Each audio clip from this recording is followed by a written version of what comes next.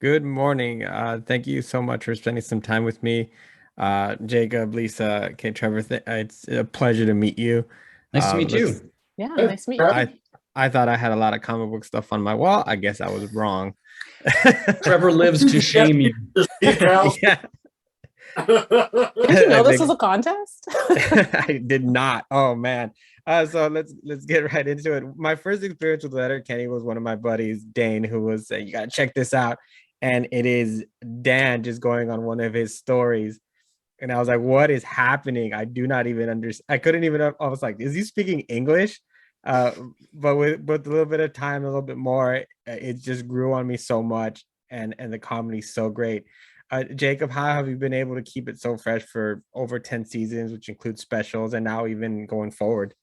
Yeah, we work with a very, very good cast who we can rely on to be incredibly funny.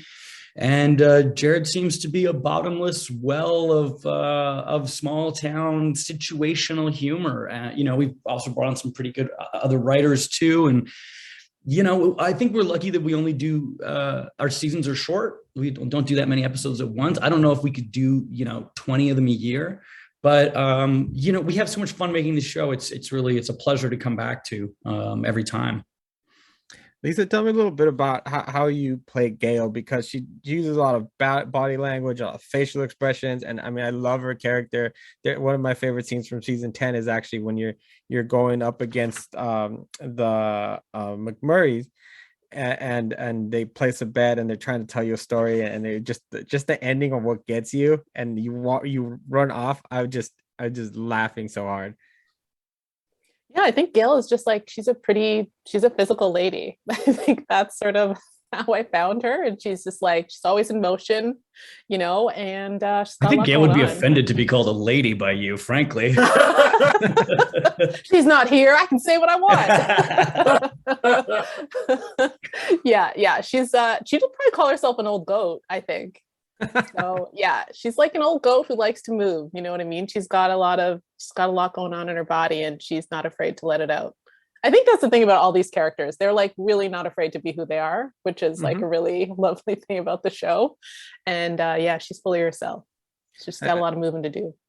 I like that really about the show is that they have that really special qualities in them. Gail, for example, is very resilient with her business. And then I was speaking with Mulaney earlier about how you find your person, and however weird you want to be or vulgar, whatever together, that's if that's your person, that's what it is. And so behind all that comedy, there's still so much heart to each of these characters, and I think that's great. Well, you can't rely on Melanie for that stuff. Melanie's trick is you can't understand anything she's saying, so she can get away with whatever she wants. it, Trevor, I have to ask you about Dan. He's such a great character in the way he delivers his lines. How do you get ready for that? Uh, Everyone say before we go to camera, I always rewatch the show to remember exactly how Dan talks. Because if you go back to season one, you'll notice it took me a couple episodes to really nail his voice down. But it just he just came from a lot of guys I met in small towns over the years doing stand up who did not know where the plurals go in words and did not know how to properly pronounce English, even though it was their first language. And when I joined the cast, I wanted to do something different to what Jared and Nate had already brought with their characters. And I was like, all right, I'm going to be the small town guy that can't pronounce things properly. And everyone just sort of was like, great, yeah, we needed that guy, so you be him. And it's fun now. Every once in a while, we get a new script supervisor who will come up to me and be like, you said this line wrong and this line wrong, and you added S's here. And then Keisha will step in for me and be like, that's what K Trev does. So unless he completely forgets a line, just go along with whatever he says. I don't think we'd catch that if it was ever a mistake. If I really think about it, because That's the great part is I can mess up and it's just, oh, I'm just standing it. See, now you sound like Melanie.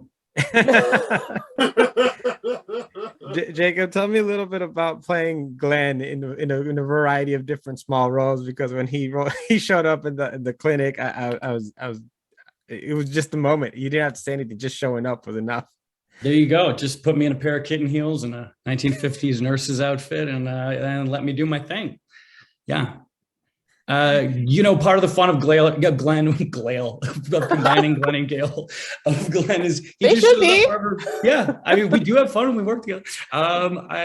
He's great. He's great fun to just kind of drop in anywhere because he's a lunatic and he can do any job apparently. So yeah, it's fun. And I think that Glenn is around sometimes because I happen to be on set all the time. So we're like, you know what? Ludicrous costume can we put our director in today? And that's a cross I have to bear. The Nurse is one of my favorites. Got to be one of my favorites. I mean, that thing fit me so well. I couldn't believe so good. that I was born to play Nurse Ratched. Like, who knew, Yeah, so much fun. How about with the prostate exam? It was hard to find the shoes. That I'll give him credit. I got pretty big feet. That was like, if you can find a lady's kitten heel in a men's size 10, let's do this thing. Jacob, Lisa, Trevor, thank you so much for your time. Congratulations again on season 10 and beyond. And it was really nice to meet you all. Thank Nice you. to meet you too.